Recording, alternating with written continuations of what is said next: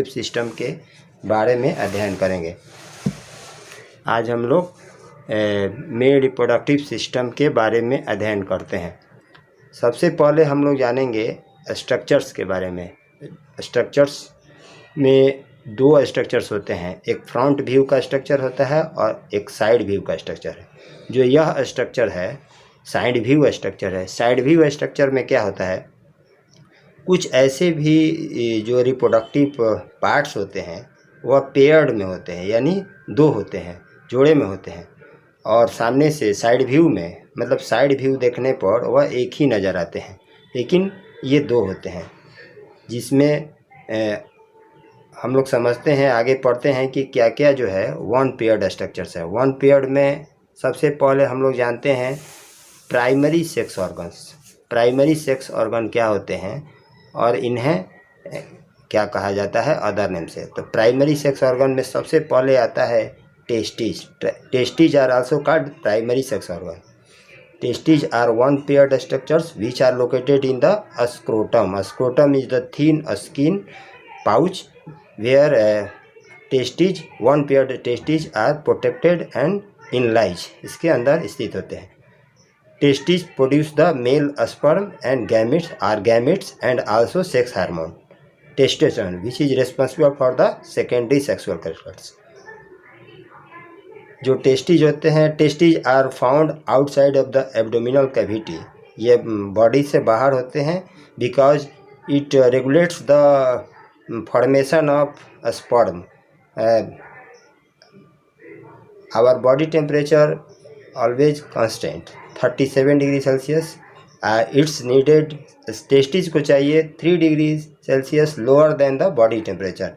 इसको 3 डिग्री कम चाहिए स्पर्म बनाने के लिए। Therefore it is needed for 3 degree Celsius lower than the normal body temperature, which is essential for the production of sperm या male gametes.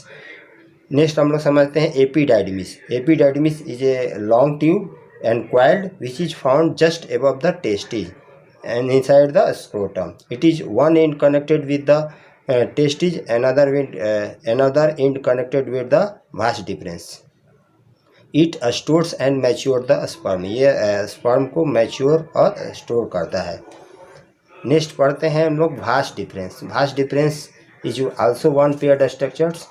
It is long tube. It is also called sperm duct. इसे sperm duct because it carry the sperm. Vas deferens connected, one end connected with the epididymis, another end connected with the from the seminal vesicle. ये sperm duct है, ये यहाँ से यहाँ तक one पे, और ये वास्ट, इसको ये स्पर्म कैरी करता है। अकॉर्डिंग टू नीड ये स्पर्म को कैरी करता है, इसलिए इसे स्पर्म डक्ट भी कहते हैं। ये वन पेयर्ड स्ट्रक्चर होता है। इसकी लेंथ जो होती है लगभग 30 सेंटीमीटर होती है।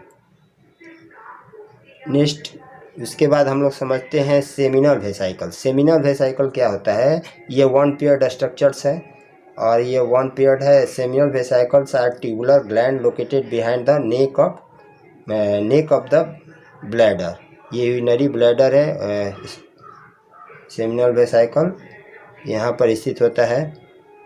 यहाँ क्या, उसके बाद it secretes of the glands provide nourishment and mobility to the sperm. ये स्पर्म को यहाँ से यहाँ तक स्पर्म होता है। जैसे ही ये सेमिनल वेसाइकल कुछ अपना सिक्रेशन करता है, ग्लैंड्स है, और जैसे ही सिक्रेशन करता है, यानी seminal vesicle provide the nourishment और nutrition and also mobility to the sperm, यानी इसको गतिशीलता यानी गति देता है स्पर्म को और न्यूट्रिशन देता है। Seminal vesicles are accessory gland. Second है प्रोस्टेट ग्लैंड।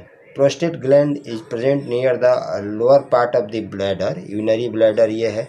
यूरिनरी ब्लैडर यहाँ पर कॉमन डक्ट बनाता है दोनों मिल करके, ये जो, और यहाँ के बाद ये यूरेथ्रा हो जाता है। प्रोस्टेट ग्लैंड क्या होता है कि it secrets the, it keeps the sperm active and mobile. ये एक्टिव रखता है स्पर्म को और क्या करता है, ये मोबिलिटी भी देता है। प्रोस्टेट ग्लैंड, कभी कभी इसमें इन्फेक्शन के कारण प्रोस्टेट कैंसर भी हो जाता है मेल्स में। तो प्रोस्टेट ग्लैंड भी क्या करता है कि सिक्रेट करता है, कुछ स्पर्म में मिलाता है। उसके बाद हम लोग समझते हैं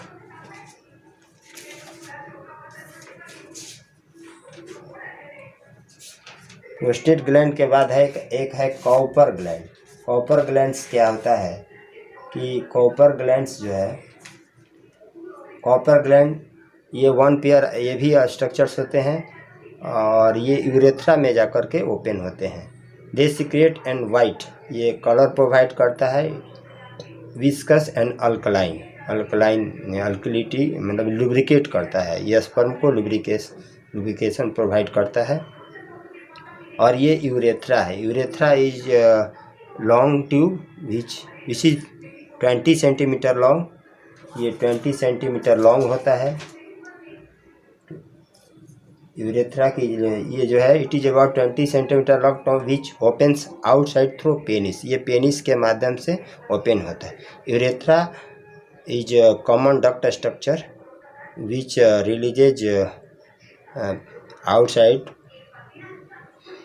from the body sperm along with urine according to needed. ये कॉमन डक्ट है जो यहाँ पर पे यूरिन को भी कैरी करता है और स्पर्म को भी कैरी करता है यूरेथ्रा। उसके बाद यूरेथ्रा के बाद हम लोग समझते हैं नेक्स्ट जो है टॉपिक जो है आपका पेनिस। ये भाग पेनिस है, ये है penis. Penis is also called, penis जो है, penis is also called copulatory organ. It is for the transfer of sperms to the female reproductive tract. Female reproductive tract में ये स्पर्म को ट्रांसफ़र करता है। It is copulatory organ during the mating या copulation. इस तरह से हम लोग मेल रिप्रोडक्टिव सिस्टम समझ गए। यही है मेल रिप्रोडक्टिव सिस्टम का स्ट्रक्चर। नेक्स्ट डे हम लोग पढ़ेंगे फीमेल रिप्रोडक्टिव सिस्टम के बारे में। तो आज के लिए बस इतना ही। Thank you.